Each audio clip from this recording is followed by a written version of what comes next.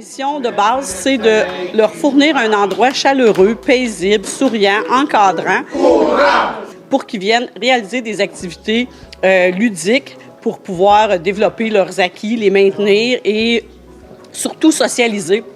Être à quelque part avec leurs amis, leurs pères, leurs proches, leurs pareils comme eux, puis se retrouver comme nous, on va faire des parties avec nos amis. Au Club La Joie de Vivre, on essaie à chaque semaine de faire des activités d'intégration dans la communauté, donc des sorties.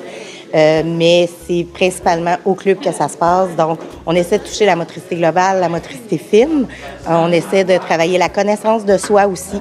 On essaie de leur offrir des activités où est-ce qu'ils vont pouvoir prendre du pouvoir, donc de décider, ils participent ou ils participent pas. On a toujours des dessins qui sont disponibles, ils peuvent faire de la peinture, des casse-têtes. On a des grands adeptes de casse-têtes ici.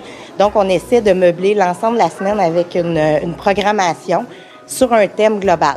C'est des activités motrices, donc des activités physiques. On va jouer au Porsche, par exemple. On va leur demander de lancer des balles, de lancer des ballons, peu importe. Il y a des activités aussi sensorielles, les sens. On développe beaucoup les sens. Exemple, je vais boucher les yeux, puis ils touchent à un objet, ils doivent deviner qu'est-ce que c'est.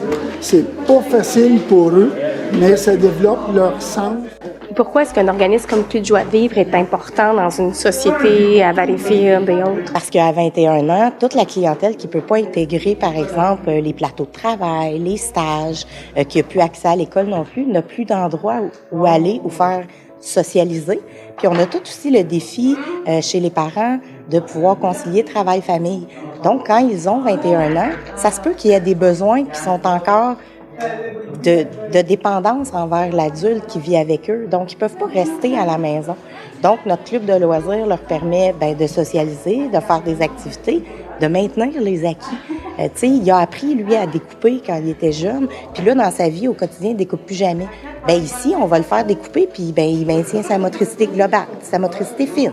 Tu sais, il va utiliser son imagination pour faire son collage, etc.